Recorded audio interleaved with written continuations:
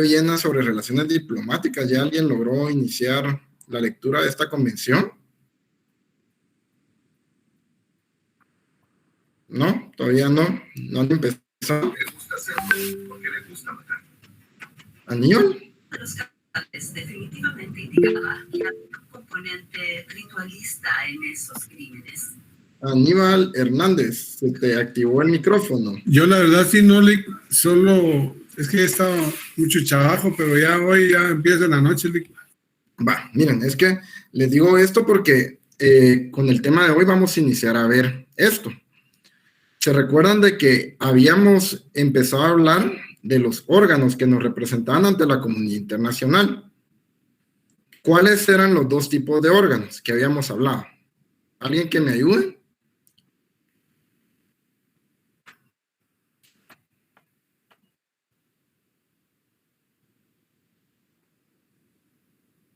A ver si se recuerdan.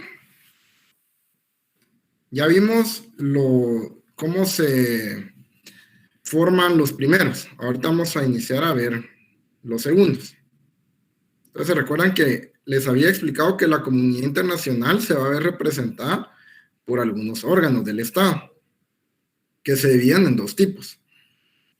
¿Cuáles eran? Centralizado. ¿Sí? Jennifer.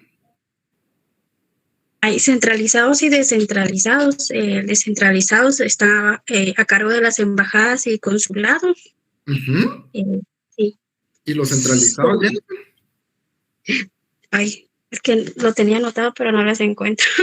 Bueno, gracias, Jennifer. ¿Alguien que nos ayude? ¿Cuáles eran los centralizados que vimos?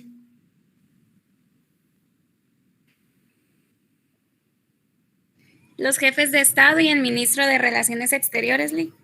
Sí, gracias, Jacqueline. Ellos son Shirley también, gracias. Entonces, ya vimos los órganos centralizados.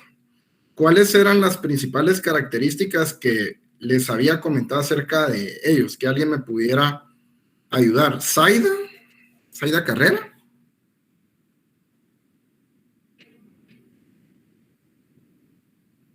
Sí, perdón, Lee. Sí, perdón.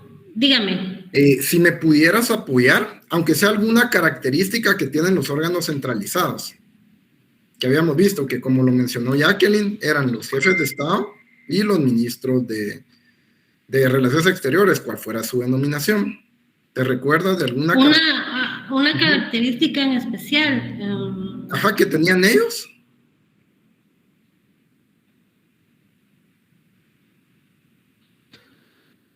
Que en común tendría que te está pidiendo, ¿verdad? En común. Sí, en común. Tienen como 3 que son más en común. Tienen más, pero que vimos con detenimiento fueron 3. ¿Te acuerdas? ¿No? Va. No la tengo, Lee. Va. ¿Cristian?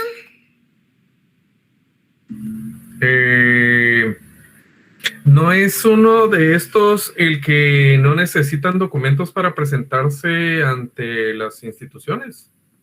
Sí, esa sería una característica. Gracias, Cristian. Jacqueline, ¿nos podrías decir la otra que anotaste? ¿Inmunidades?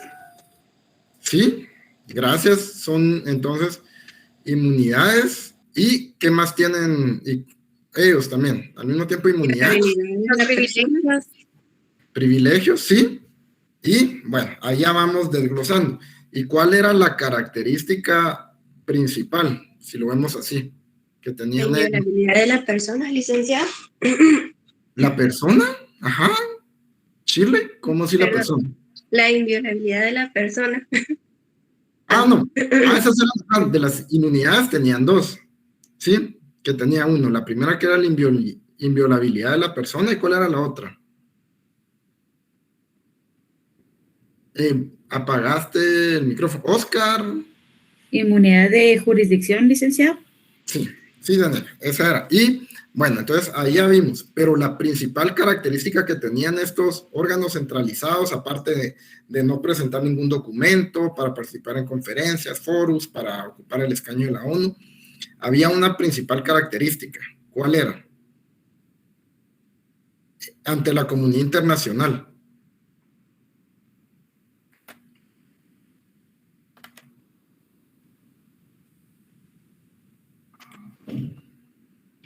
No eran como lo que ellos dicen ante los demás, era tomado por todo el Estado, como que era lo que decía todo el Estado guatemalteco. Ajá, eso, gracias Jacqueline, eso era Cristian, que nos apoya ahí. Sí, que tienen la autoridad para hablar en nombre de su Estado en cuestiones internacionales. Sí, bueno, entonces, gracias Jacqueline y Cristian. Como les había mencionado, la principal característica que tenían ellos, que ellos podían dar cuál era la postura del Estado. Esa era una de las principales características. Y otra, en relaciones internacionales y multilaterales, ¿cuál era? Ya vimos que no tenían que presentar ningún documento, ya vimos que lo que os dijera, Javier dice no van a personarse, pero había otra. Ellos tienen la facultad tenían una facultad, que eran varias cosas que podían hacer para poder normar las relaciones con otros estados, ya sea bilaterales o multilaterales. No son los privilegios e inmunidades. Era que ellos tienen la potestad. ¿Se recuerdan que yo les... Cristian? No es que tienen derecho para poder corresponde trazar, determinar e implementar la política internacional y la política exterior. Sí, esa es la función que establece la Constitución internamente. Aquí, Elio, si nos pudieras extender tu pregunta, si está relacionado con el tema de perdón, licenciado, que la característica pues tal vez serían los plenos poderes a la hora de que los ministros puedan pues, circunscribir al Estado de Guatemala en los convenios internacionales.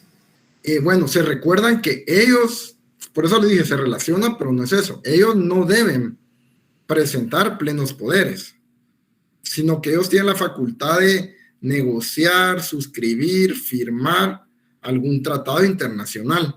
Esa es de sus principales características, y como les había explicado, cualquier otra persona, aunque sea un funcionario de alto nivel, que no sea el presidente ni el ministro de Relaciones Exteriores, tienen las facultades de poder suscribir, negociar, firmar o adherirse a algún tratado, que era lo que yo les explicaba la vez pasada, la diferencia entre adhesión. Igual dice Javier, instrumentar las relaciones jurídicas entre los pueblos por medio de nombramiento de personas ad hoc como diplomáticos. Ajá. Ellos también van a nombrar a los diplomáticos, ellos van a determinar quiénes son los diplomáticos. Y entonces por eso les dije yo la importancia que tienen estos órganos, y que, como les digo yo, sí les voy a solicitar de que lean la Convención de Viena sobre relaciones diplomáticas, que ya ahorita vamos a empezar a ver ese tema, para que ustedes ya tengan una noción. Yo les había dicho al principio que por lo menos leyeran el tema de los privilegios e inmunidades que gozan los diplomáticos cuando ejercen su función afuera, ¿verdad? Cuando representan al Estado de Guatemala en otro estado.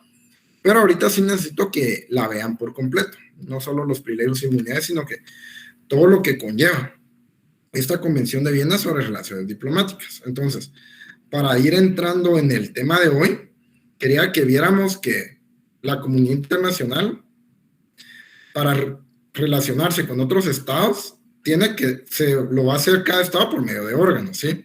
Entonces, los órganos que eran los centralizados o centrales, como también se les podían denominar, que era el jefe de Estado y el ministro de Relaciones Exteriores.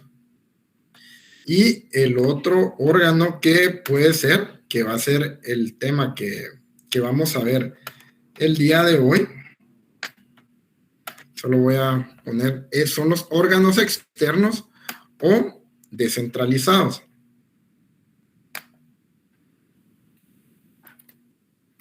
Solo quiero ver si ya...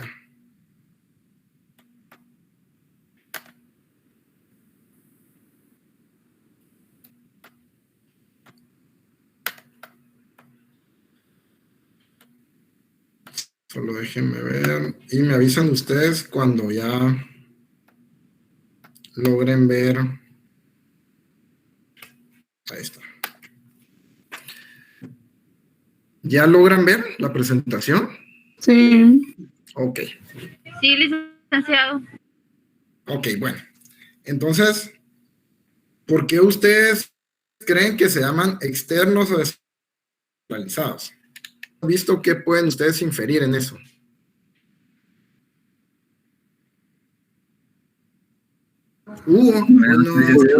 Licenciado. Sí, Juan. De ahí. ¿Pudieran ser ONGs? No. Aquí no entran las ONGs. José Adolfo, y de ahí vamos a ver Hugo.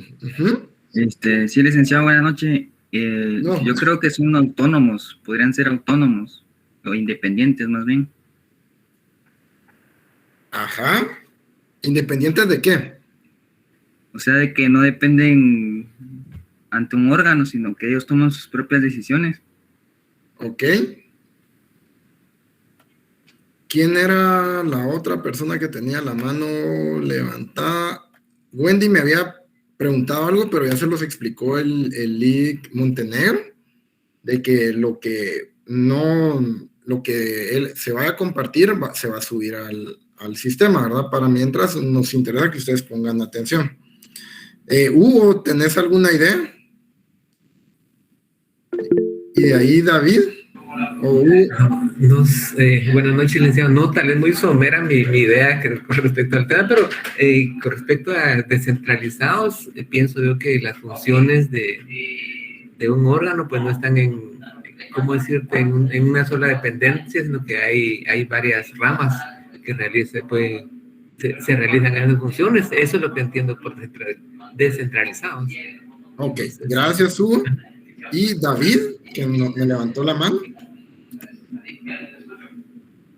Licenciado, buenas noches. Buenas noches. Yo considero que tal vez cuando se refiere a descentralizados es porque no dependen de algún país o organismo y sin embargo fueron creados para la defensa de algo. Tal vez se me ocurre la Organización Internacional de Trabajo. Ok, bueno, ¿se recuerdan? Bueno, yo creo que miren, solo tenemos que ver algo aquí, ¿verdad? Ustedes ahorita no estamos viendo el tema de derecho administrativo. Yo creo que sus respuestas más han estado tiradas a tipo de descentralización de derecho administrativo. Aquí les hago la salvedad de que no estamos viendo ese tema. Se denominan así, pero no porque no dependan de nadie o porque sea, digamos, aparte se recuerdan que ¿cuál era la división principal? ¿Sí? Estaban los órganos que representan a un Estado dentro de la comunidad internacional, ¿sí? Eso era lo que vimos, ¿sí? Entonces este se divide en dos, los centralizados o centrales y los órganos externos o descentralizados. Bueno, entonces lo que quiero que veamos es de que no es derecho administrativo, sino que estamos viendo qué órganos van a representar a un Estado, ¿sí? Es una clasificación de órganos que representan un Estado. Como lo había, no recuerdo el nombre de la compañerita que participó al principio, ¿verdad? Que nos dijo que los órganos externos o descentralizados eran las embajadas y consulados, ¿sí?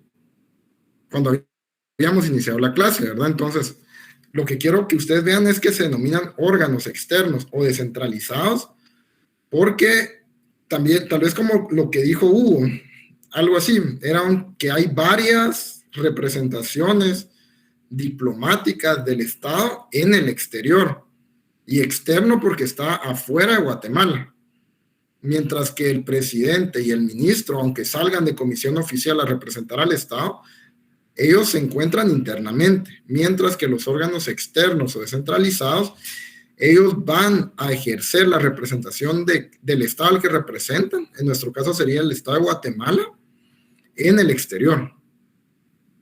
Eso es para que ustedes ya vean cuál es la denominación y que no lo confundamos con tema de derecho administrativo, sino que vámonos al origen, ¿verdad? Que son órganos que representan al Estado en la comunidad internacional, y entonces de eso surgen estos. Estos dependen directamente, no son autónomos, dependen del Ministerio de Relaciones Exteriores y el presidente de la República, ¿verdad? Porque como lo vimos, ¿quién va a ser el encargado de dirigir la política exterior? El presidente. ¿Quién la va a ejecutar? El ministro.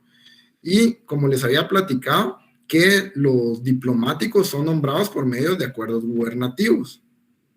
Y entonces ahí los acuerdos gubernativos, ustedes saben que lo firma el ministro encargado de la cartera, que sería el ministro de Relaciones Exteriores, y los firma el presidente de la República. Entonces, siempre van a depender de la presidencia y del Ministerio de Relaciones Exteriores, solo para que no confundamos este tema con derecho administrativo. Bueno, como habíamos hablado de que los únicos que tienen las facultades sin presentar ningún documento para comprometer a los estados son el jefe de Estado y el ministro de Relaciones Exteriores. Entonces, los órganos externos o descentralizados, aparte de su limitación de carácter espacial, porque es espacial, más adelante nosotros también vamos a ver el tema de la extraterritorialidad de las embajadas. Vamos a ver qué criterios hay y todo eso lo vamos a ver más adelante. Pero esta limitación de carácter espacial, ¿a qué se refiere? Que cada misión diplomática o cada consulado va a tener competencia en determinado lugar. También, como lo vamos a ver más adelante, algunas misiones diplomáticas pueden tener competencia sobre uno o más países. Entonces vamos a ver este tema, pero su competencia se limita a determinado espacio. Y este espacio ha sido determinado ya sea bilateralmente, cuando es solo entre dos estados, o multilateralmente cuando son más de dos estados, ¿verdad? Las capacidades que tiene o las facultades que va a tener estos órganos externos o descentralizados van a ser menores. Ellos no tienen la capacidad de comprometer al Estado directamente. El embajador extraordinario y plenipotenciario, él es el representante del Estado de Guatemala en el extranjero o en el estado donde se encuentra acreditado. Pero para poder negociar algún tratado o convenio necesita un documento que le da facultades. Entonces, aunque él sea la máxima, autoridad en el exterior, él necesita del tema de plenos poderes para poder participar. Y estos plenos poderes, ¿qué van a hacer? Un documento expedido por la autoridad competente, mediante el cual se designa a una o varias personas para representar al Estado en el proceso de celebración de tratados. Normalmente los plenos poderes van a venir firmados por el presidente de la República, que va a ser el que les va a otorgar a estas personas las facultades para que en la conferencia o foro que vayan a participar, que ellos, y hasta qué punto, qué pueden hacer ellos, si solo negociar, si pueden firmar y suscribir algún tratado. Como les digo yo, esto no conlleva de que si algún funcionario firmara el tratado y tuviera las facultades, que este tratado no quiere decir que va a entrar en vigencia directamente, porque tiene que pasar el proceso legislativo, independientemente del tema. Siempre pasa por el proceso legislativo. Entonces, ellos sí, estos órganos sí tienen que presentar los plenos poderes.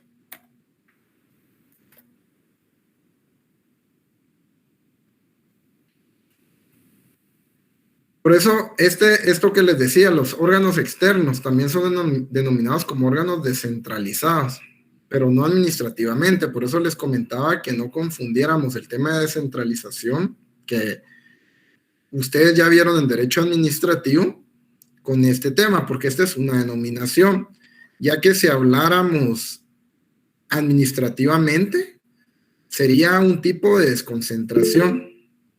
¿Sí, Diego?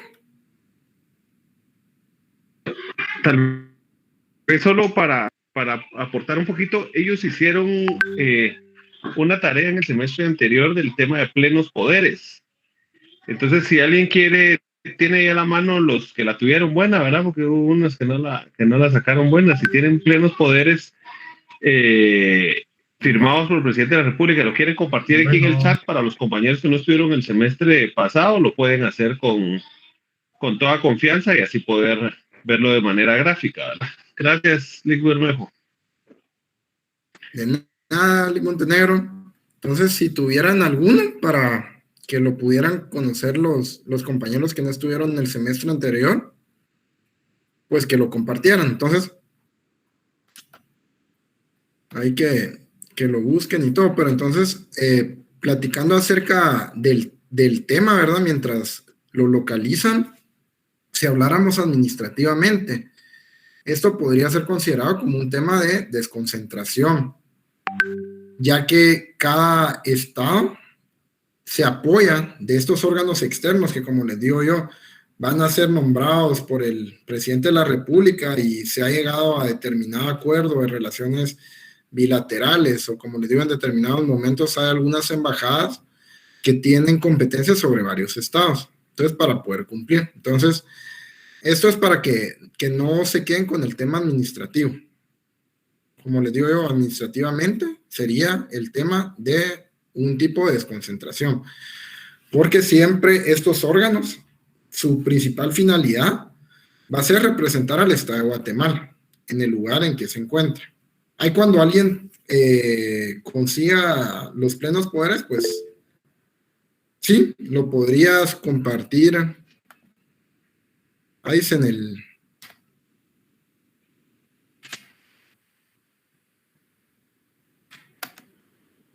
No...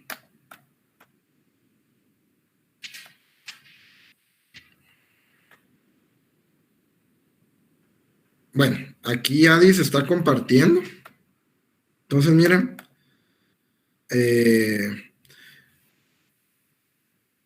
Van firmados, solo que dejaras a algunos de los dos Adis, porfa. Bueno, para que lo vean tus compañeros, ¿verdad? Como les decía, son firmados por el presidente de la República y van avalados por el ministro de Relaciones Exteriores. Y aquí es donde dice, confiere amplios y plenos poderes a la persona. En este tema era el ministro de Gobernación, para que nombre y representación del gobierno de la República de Guatemala suscriba dicho acuerdo. Entonces, arriba dice cuál es el acuerdo y cuál es la facultad que le da a él. Entonces, a él le da la facultad de suscribir el acuerdo. Hay otros plenos poderes que pueden ser solamente para negociar. ¿No? Entonces, depende del rango que tenga la persona, para decir van a ser los plenos poderes, ¿verdad? Entonces, para que ustedes lo vean en papel, ¿verdad? Cómo es que funciona. Y como les digo, el presidente y el ministro de Relaciones Exteriores tienen la necesidad de este documento. Ellos solamente con poder, ¿cómo se llama? Ir, y por su calidad que ellos ejercen, pues ellos ya pueden negociar, firmar, suscribir los plenos poderes. Entonces, no sé si ya todos lo pudieron observar. ¿Sí? Bueno. Muchas gracias, Adis. Vamos a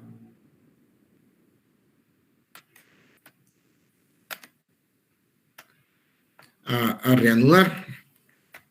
Entonces, administrativamente, ¿ya me entendieron acerca de la diferencia de denominación? ¿Sí me captaron que la denominación es distinta al administrativo? ¿Sí? Sí, le captamos, licenciado, muchas gracias. Está bien, Hugo. Entonces, como les digo, es solo para que tengamos la diferencia entre ambos.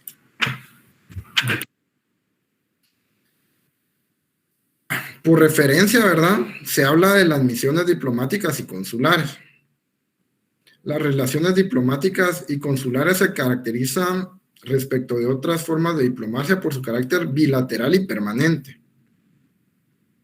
Entonces, aunque haya una embajada que tenga competencia con varios estados,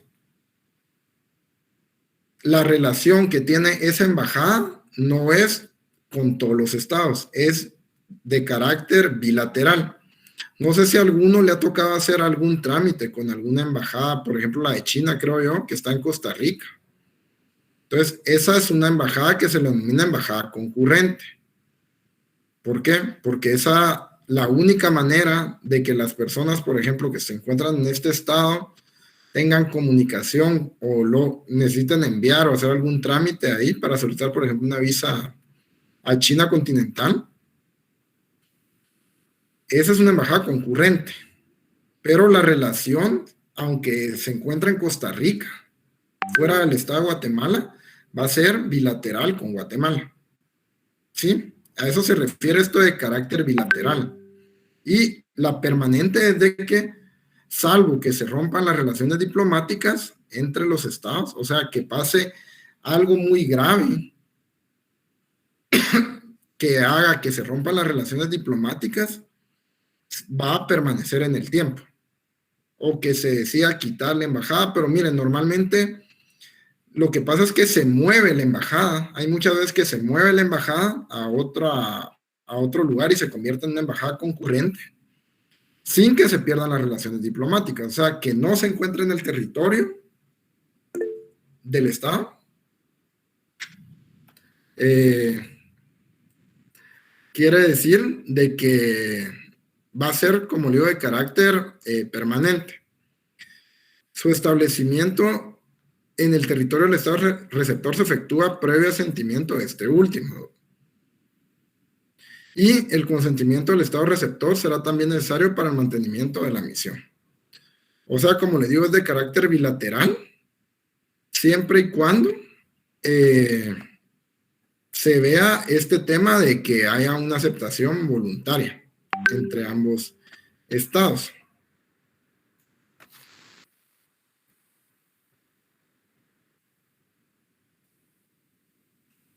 Bueno, ahora vamos a pasar a la clasificación. Y se clasifican como órganos diplomáticos bilaterales, los que a su vez pueden ser permanentes entre estados, que era el que vimos anteriormente, que les explicaba, ¿verdad? Permanentes de los estados en el extranjero, que haya solamente una oficina. Y hay también órganos diplomáticos bilaterales temporales ad hoc, que sean como oficinas temporales de los estados en el extranjero, cuando hayan altos funcionarios de los estados en el exterior o misiones especiales. Hay determinadas veces de que se establece alguna misión especial para ir a tratar algún tema. Entonces, a eso se refieren los órganos bilaterales temporales ad hoc, mientras las oficinas permanentes es que aunque no sea una misión diplomática, va a haber una oficina que sea un apoyo al órgano diplomático que se encuentra en otro estado. Y al mismo tiempo, los permanentes que van a ser las misiones diplomáticas que se encuentran asentadas en otros estados. Al mismo tiempo, hay órganos diplomáticos multilaterales o parlamentarios que pueden tomar alguna de estas dos formas. Órganos diplomáticos multilaterales temporales. Entonces, cuando se envía a una misión diplomática hacia otro estado, para que participe únicamente en un congreso o conferencia. El congreso o conferencia va a ser el que tiene como que la función de ejercer el órgano diplomático en ese momento. Va a ser temporal. Solo mientras esté la conferencia o la delegación del estado que esté representando al estado en este congreso, va a ser su funcionamiento. Y hay órganos diplomáticos multilaterales permanentes. ¿Y a esos a qué se refieren? Que van a ser misiones o delegaciones de los estados ante organismos internacionales. Entonces, hay una misión diplomática de Guatemala ante la ONU. Hay otra misión diplomática de Guatemala ante la Organización de Estados Americanos. Entonces, mientras las primeras van a ser temporales, solamente mientras se lleva a cabo la conferencia o el Congreso Internacional, hay otras misiones diplomáticas permanentes que van a ser ante, como le digo, la ONU o la OEA.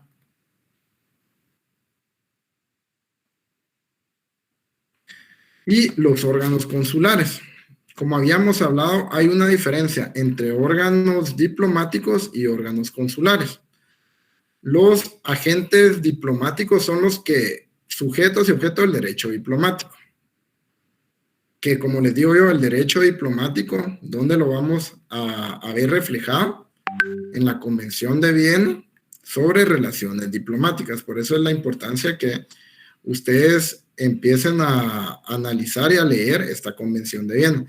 Y el tercer órgano externo es conocido como agentes consulares y su objeto son el derecho consular. ¿Y dónde se va a encontrar normada? En la Convención de Viena sobre derechos consulares. Entonces, para que ustedes conozcan de que cada uno de estos órganos externos van a tener unas funciones distintas. Entonces, en la clasificación son 3, como lo pudimos ver. Las misiones diplomáticas que se encuentran adscritas ante otro estado, ya sea de manera permanente, por medio de alguna oficina, o de manera temporal. Esa sería la primera. La segunda parte de la clasificación van a ser los órganos diplomáticos que van a estar acreditados ante órganos multilaterales, ¿sí? Y los terceros son los órganos consulares. ¿Sí les queda claro esta clasificación? Sí, licenciado. Gracias. Sí, perdone, la segunda no le comprendí muy bien. Perdón. Bueno, mira. La primera son los órganos diplomáticos bilaterales, ¿sí? Esta es la primera. Y esta va a ser la representación del Estado ante otro Estado. Ya sea de manera permanente, por medio de alguna oficina permanente, que aunque no sea una embajada, ninguna misión diplomática va a ejercer ante otro Estado. Y la otra son bilaterales temporales, que como les decía, van a ser alguna oficina temporal en el Estado en el extranjero. Al mismo tiempo, cuando los altos funcionarios de los estados están en el exterior, o sea, cuando el presidente o el ministro de Relaciones Exteriores se encuentra en el exterior, y al mismo tiempo, las misiones especiales. Esa sería la primera, los diplomáticos bilaterales. Los segundos, que son los órganos diplomáticos multilaterales o parlamentarios. Entonces, en esta les explicaba que eran los órganos diplomáticos que se encuentran acreditados, ya sea de manera temporal, para participar en una conferencia o congreso internacional, o la otra, que se encuentran de manera permanente.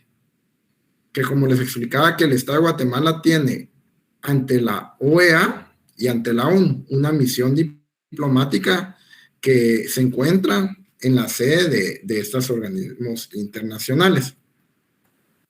Y el tercer órgano externo son los consulares, que son los consulados. Como les digo yo, más adelante cuando se entre a ver el tema de la diferencia entre embajadas y consulado, ¿verdad? Misiones diplomáticas y misiones consulares, vamos a ver lo que les había explicado, que las misiones diplomáticas se van a encargar de ver el tema político, económico, cultural, financiero, turístico, que era lo que habíamos platicado un poco, y los órganos consulares o consulados se encargan de la protección al migrante o protección a los conciudadanos que se encuentran en el exterior. Entonces, ahí vamos a ver, y como les digo yo, las normas que regulan el derecho diplomático, normalmente la Convención de Viena sobre relaciones diplomáticas, y el tercer órgano externo, como les digo yo, que son los consulados, se ven reflejados en la Convención de Viena sobre relaciones consulares.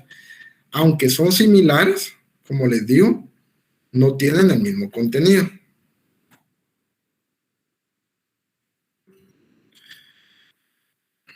En el caso de diplomacia ad hoc, que ha sido un término que se ha estado plasmando en la actualidad, va a ser cuando, digamos,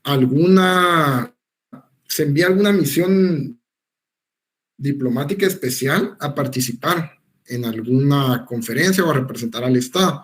Al mismo tiempo, esto era lo que anteriormente llevaba a cabo el ministro de Relaciones Exteriores o los órganos permanentes de la representación diplomáticas. Tal vez si en algún estado no se encuentra acreditada alguna misión diplomática, en determinado momento se necesita tratar un tema de carácter bilateral, por ejemplo. Entonces se envía una misión diplomática ad hoc, o sea, ad hoc se refiere a que solo va a tratar determinado tema y va a ser, como les digo yo, de manera temporal. Cuando ya se solucione ese tema o ya se llegue a la finalización de ese tema, va a finalizar el trabajo de esta misión diplomática. Como les digo yo, que haya una misión diplomática en el exterior no quiere decir de que, o que no haya, se podría decir, que el Estado no tenga relaciones diplomáticas con ese Estado. Solamente los grandes estados, o como Estados Unidos, Rusia, por ejemplo, normalmente ellos sí tienen una representación diplomática en cada estado con los que tienen relaciones diplomáticas.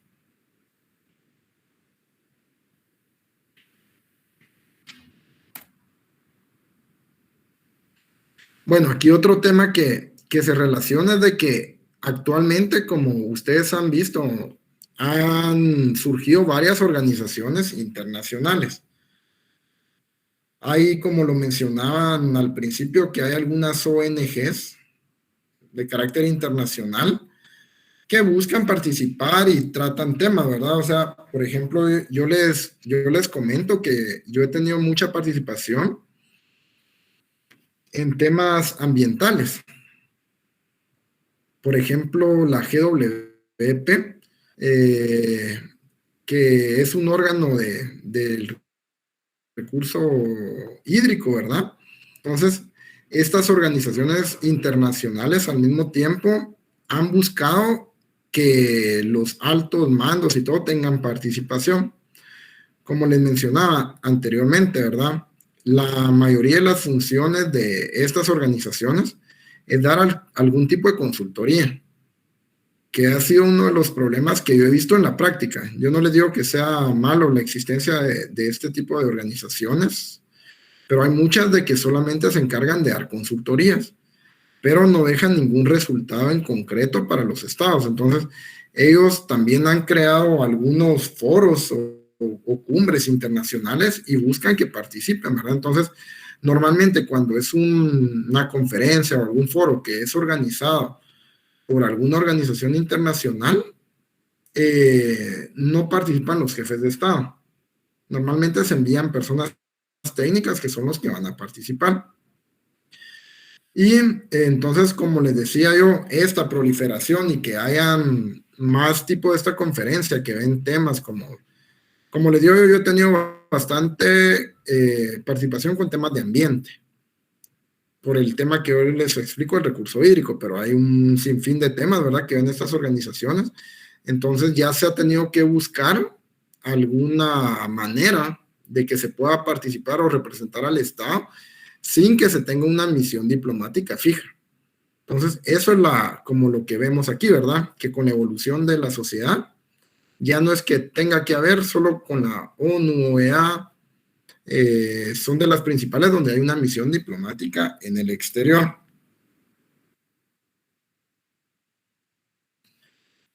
Como lo habíamos visto, los órganos externos van a representar al Estado, al que representan, no al gobierno. Cuando ellos participan no están ejerciendo actos de gobierno, ¿sí? Siempre van a ejercer ellos actos de Estado. Entonces, como les digo yo, actualmente se ha hablado de dinámicas paradiplomáticas, pero que son de otros temas en específico, ¿verdad? Cooperación al desarrollo, promoción cultural, turismo, entonces que son como que fuera del, digamos, sí son parte del ámbito diplomático, pero no es algo político. Como les digo yo, no sé si alguno ha participado en alguna actividad cultural de alguna embajada, si alguno ha tenido la oportunidad. ¿No? Ok. No, Lick. No, bueno. Entonces, como les digo yo, gracias, Shil. Entonces, ellos buscan como que traer algunas costumbres, comida, hacer actividades, ¿verdad? Pero esto ya, como les digo, no es directamente político, entonces por eso se le ha denominado paradiplomático. Es una corriente, la que hay actualmente, ¿verdad? Que ven otros temas, que siempre son parte de la diplomacia, pero ya no es un tema discretamente político. Y también ha ido ganando espacio la diplomacia pública. ¿Qué es este tema de diplomacia pública? ¿Se recuerdan de que anteriormente hablamos de el Estado de El Salvador? Kimberly Michelle dice: en una ocasión estuve en un evento de gastronomía del mundo. Bueno, ese es un ejemplo de este tema paradiplomático, ¿verdad? Donde dice, y Kimberly, ¿nos podrías comentar un poco cómo fue tu experiencia o dónde fue? Buenas noches, Lick. Sí, fue en el Hotel Intercontinental.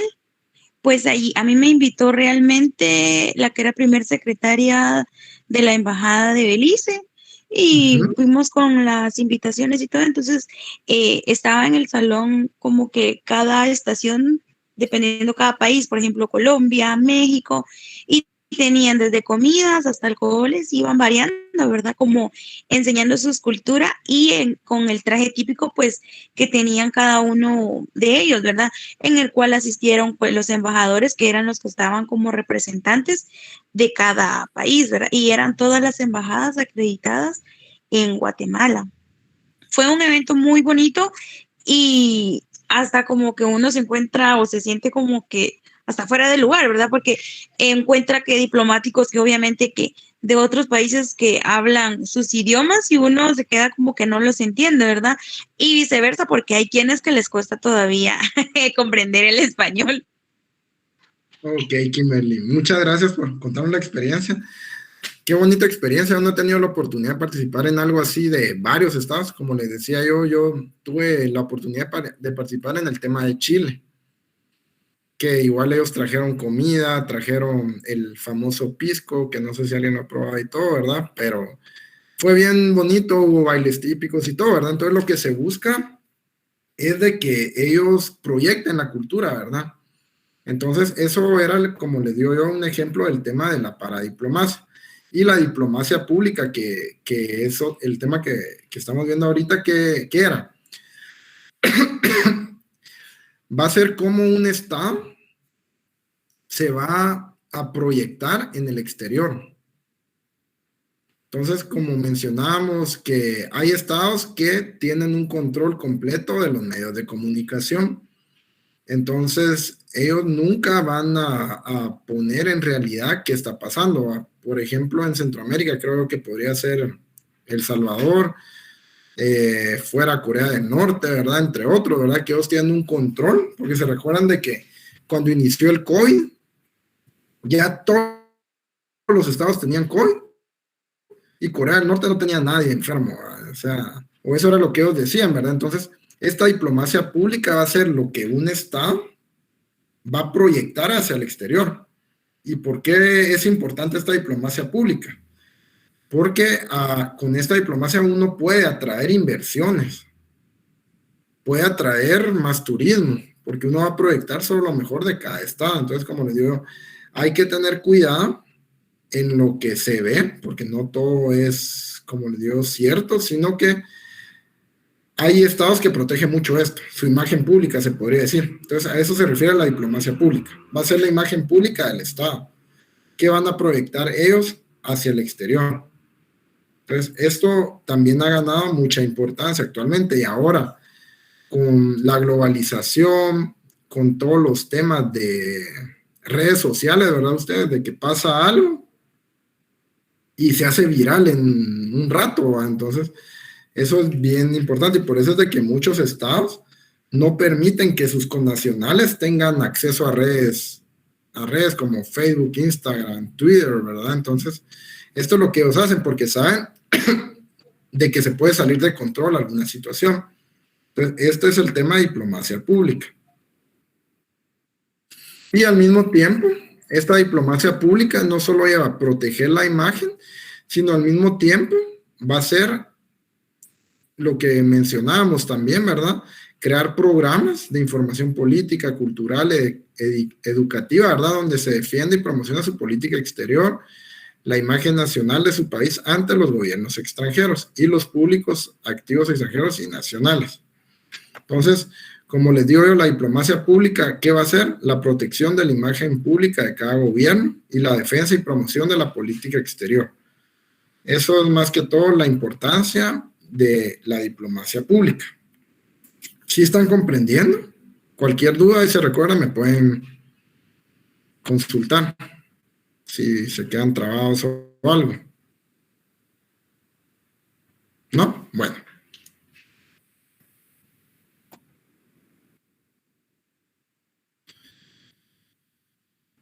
Entonces, dentro de los órganos externos, como les decía, están las misiones diplomáticas. Sí, licenciado, perdón. Fuera tan amable repetir la importancia, creo que dijo de la diplomacia pública, no logré captar. Ok.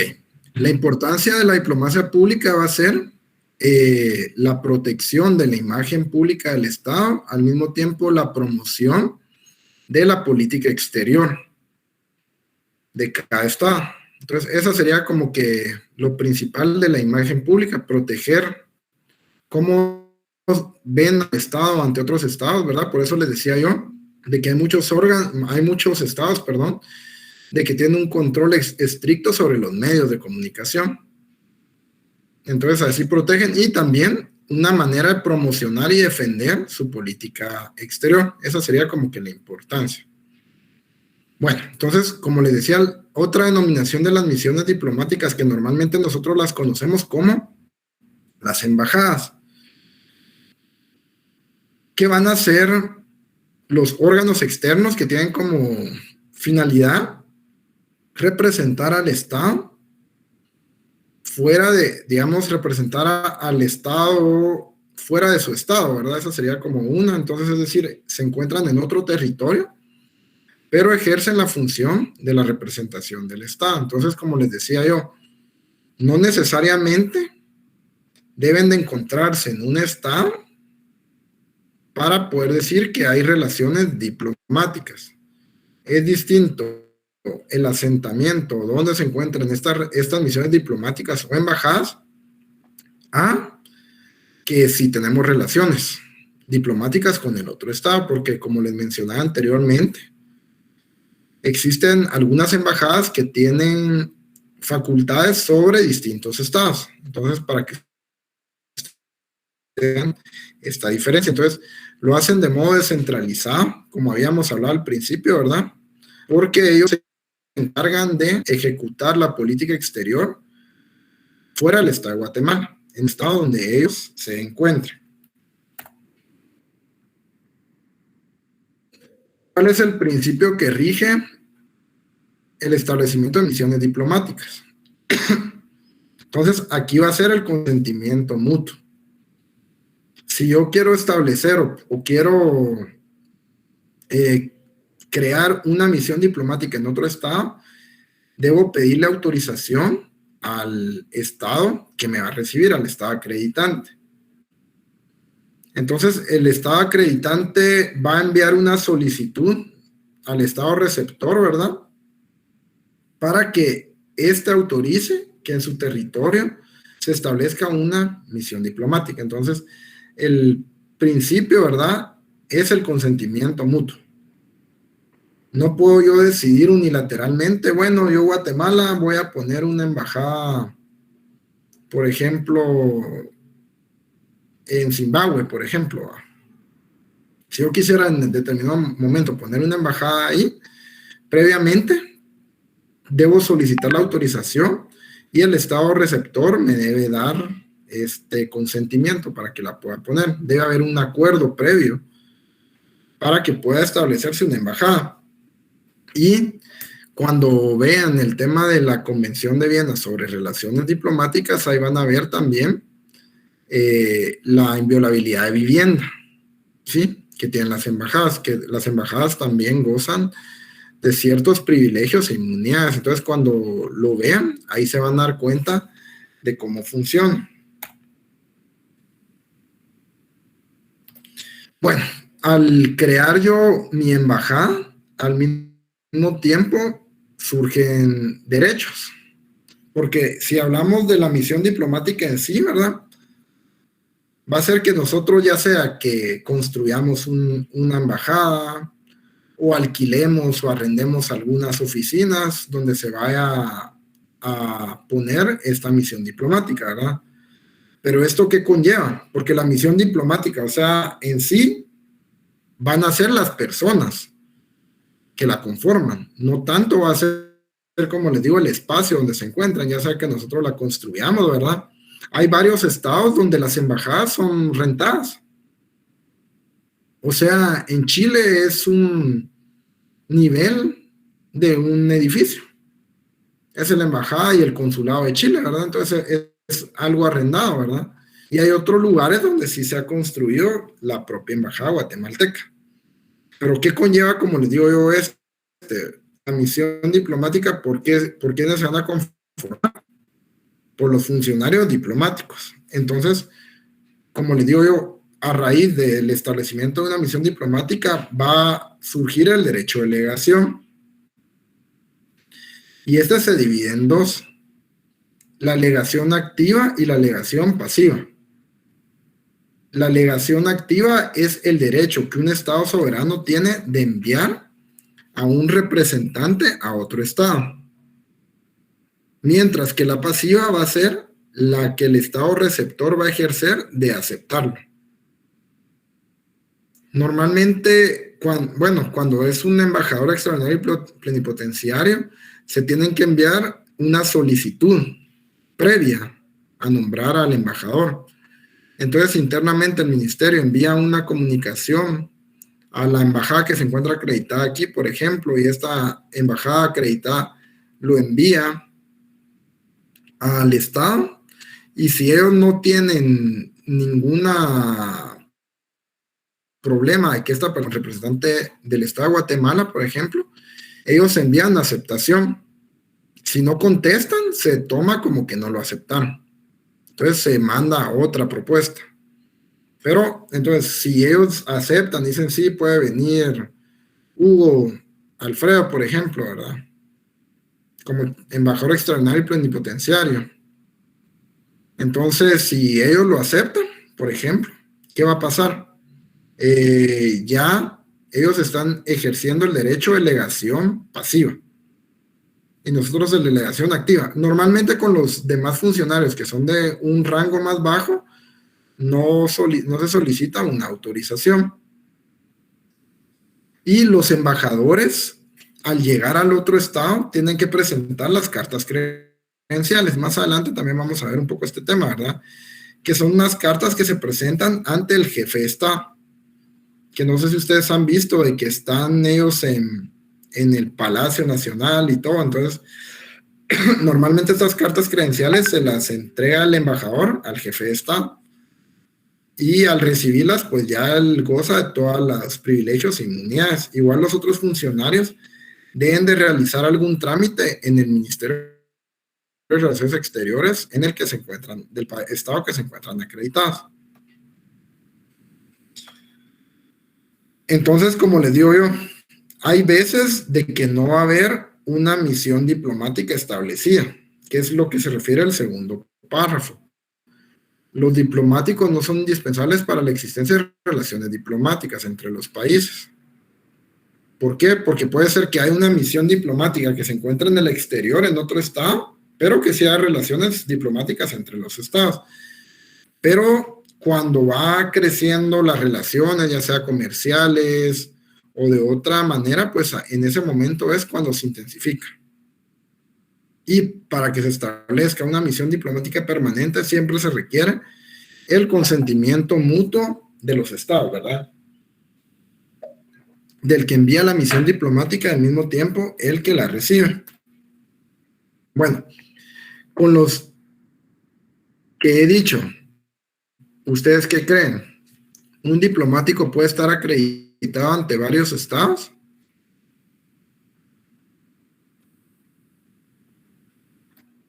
Creo que no, Lick.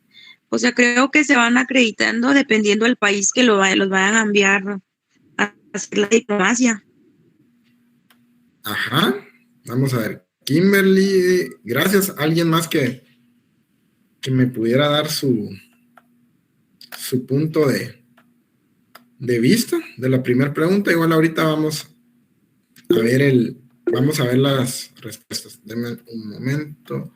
¿Sí, María Eugenia? Yo creería que sí podría estar acreditado en varios estados por lo que usted decía, que hay relaciones bilaterales. Recuerdo yo que dijo el nombre. Es decir, por ejemplo, yo entiendo en algunos casos hay algunos embajadores que vienen de Europa y en ocasiones, no recuerdo de qué país europeo es, pero está aquí en Guatemala, pero igual ve asuntos de Honduras o de otros países centroamericanos. Ajá. Gracias, María Eugenia. Otra.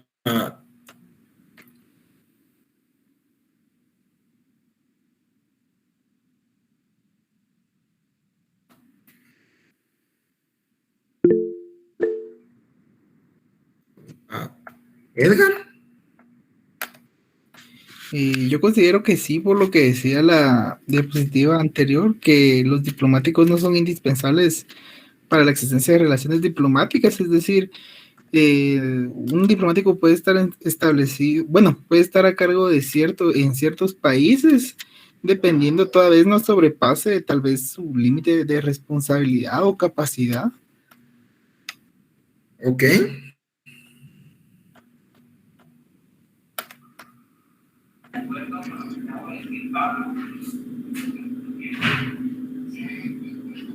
Bueno.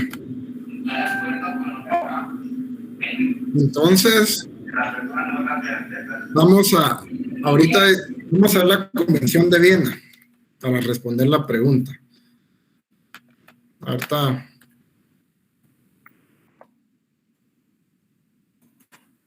Para que ustedes vean cuál es la regulación.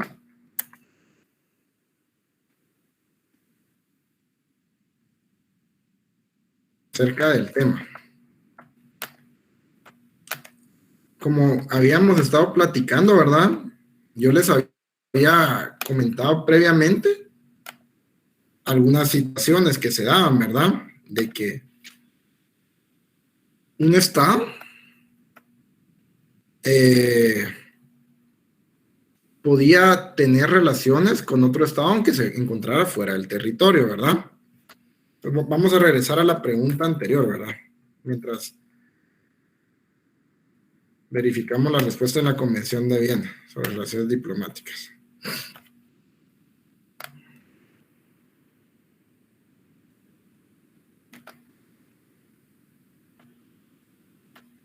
¿Alguien ya ha encontrado algo?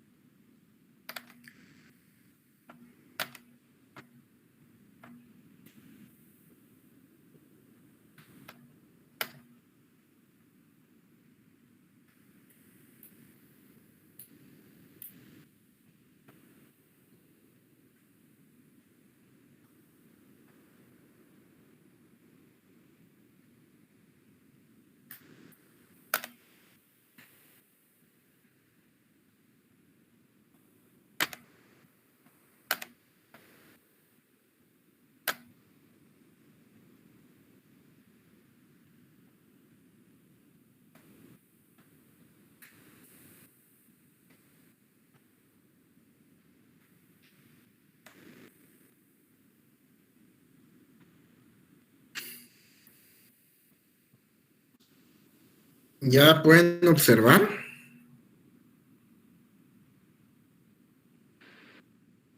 ¿Sí ven la Convención de Viena? Sí, Lick, se ve bien. Bueno, entonces como lo podemos ver, el artículo 5. El Estado acreditante podrá, después de haberlo notificado en debida forma a los estados receptores interesados, acreditar un jefe de misión ante 2 o más estados, o bien destinar a ellos a cualquier miembro del personal diplomático, salvo que alguno de los estados receptores se oponga a ellos. Entonces, sí se puede, ¿verdad? Como les digo yo, un estado, como les decía yo, que una misión diplomática. Sí, licenciado. No, termina tu explicación y yo aporto ahí. Termina la idea. Va, gracias. Entonces, como les decía, el estado acreditante sí puede nombrar a un jefe de misión ante uno o más estados. Como les decía, que la misión diplomática o que la embajada se encuentre en un lugar no quiere decir que no hayan relaciones diplomáticas. Entonces, sí existe la concurrencia, que era lo que habíamos hablado. Entonces, un estado sí puede nombrar a un jefe de misión ante uno o más estados. Sería la primera. No sé si querés, con eso terminaría esta pregunta, Diego, para que puedas expresar la idea. Gracias. Sí, yo también para sumar un poquito, yo creo que 2 cosas son importantes. Uno, la lectura de la Convención de Viena, ¿verdad? Porque entonces es más fácil entender la explicación, obviamente, cuando ya hemos leído la Convención.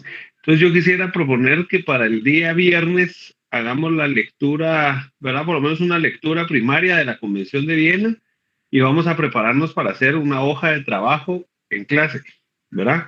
Entonces esa hoja de trabajo le vamos a asignar una ponderación para empezar a acumular un poco de zona al contenido del primer parcial y esperaría yo los que puedan leer durante la semana, pues obviamente el tiempo de entrega de la hoja de trabajo va a ser bastante más rápido, ¿verdad? Y los que no puedan leer a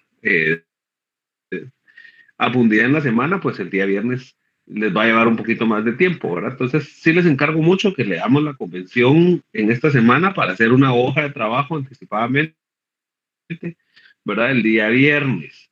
Y sumando a lo que dice el licenciado Bermejo, hay casos, por ejemplo, Guatemala tiene algunas sedes diplomáticas que se comparten los países, ¿verdad? A veces por asuntos de presupuesto. Obviamente, como él bien lo explicó, con la venia de ambos países, ¿verdad? Los países con los que tienen relaciones, se envía un embajador, y es un embajador para 2 países, por así decirlo, ¿verdad? Que es por tema de presupuesto y por distancias. Entonces, como que aplicara, es como que el caso de los gobernadores aquí en nuestra república, ¿verdad? O sea, tenemos un gobernador, entonces, por ejemplo, en vez de tener un gobernador solo en Quetzaltenango, entonces tendríamos un gobernador para Quetzaltenango y San Marcos, ¿verdad? O sea, 2 territorios con una misma representación. Y lo mismo pasa a la inversa, y creo que ahí lo van a entender un poco mejor, ¿verdad? Si nosotros aquí podemos recibir a un diplomático que represente a varios países, y el mejor ejemplo es el embajador de la Unión Europea, ¿verdad? El embajador representa a varios países, ya vamos a ver ahí las explicaciones, ¿verdad? Que la Unión Europea tiene la calidad de un organismo internacional, pero tiene la representación de varios países. Entonces ha sido una forma en cómo los países se han organizado para, en vez de tener 1, 2, 3, 4 embajadas haciendo lo mismo, entonces mejor se han puesto de acuerdo, se han unido política, económica, como bien explicaba el licenciado Bermejo, temas de seguridad internacional, exterior, ¿verdad? En temas culturales, y deciden tener una única misión conjunta. Entonces ahí aplicaría el ejemplo, ¿verdad? Para que sea un poquito más fácil de entenderlo, no es tan específico, pero lo hemos escuchado, ¿verdad? Y si vemos a veces los eventos, se oye el embajador de la Unión Europea.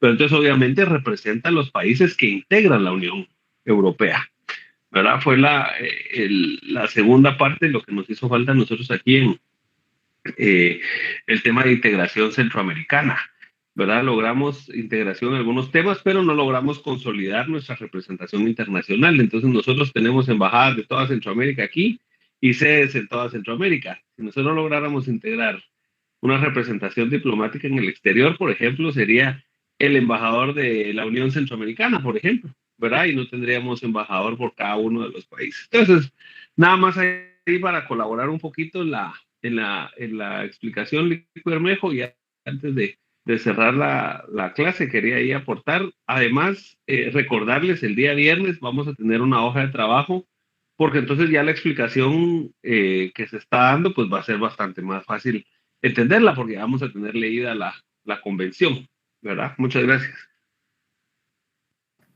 De nada, licenciado Montenegro. Entonces, bueno, como lo mencionaba el licenciado, ¿verdad? Sí hay varios, ustedes pueden revisar, bueno, en la página del MINEX.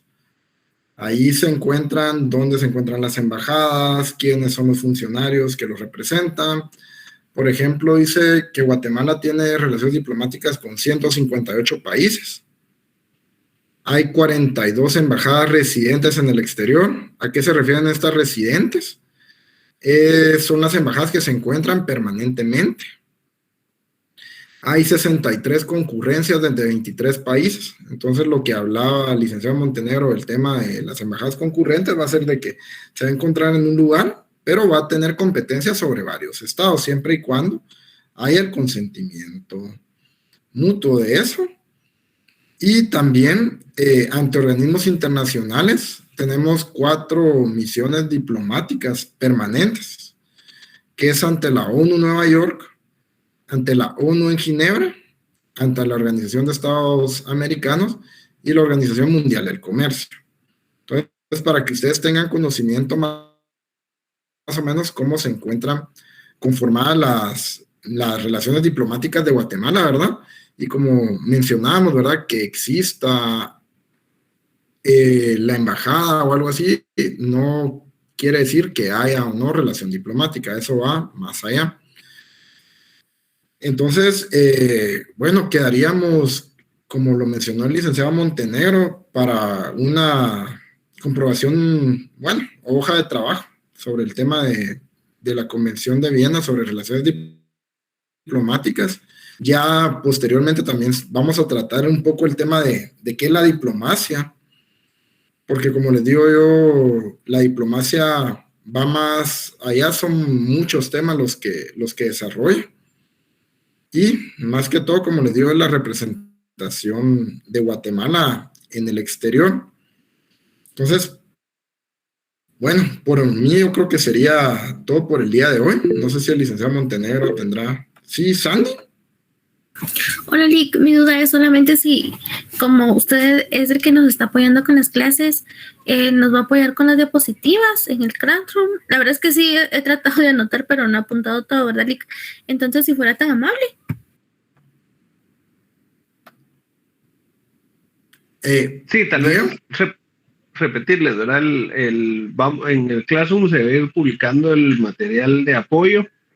Está la biblioteca sugerida en el programa, ¿verdad? Entonces, lo que se publique en Classroom es lo que ustedes van a tener acceso. Bueno, recuerden que también ustedes tienen que ir ahí tomando nota, y obviamente, si hay algo que no se comprende, que hay necesidad de repetirlo, ¿verdad? Con toda confianza, pues, así como hemos venido haciendo la dinámica, pueden levantar la mano y lo repetimos. Varios de ustedes lo han pedido y es totalmente comprensible, ¿verdad? Y obviamente la accesibilidad de nosotros en atender esas preguntas, ¿verdad? Lo que sea contenido lo vamos a agregar al Classroom, que es lo que ustedes van a tener acceso, ¿verdad?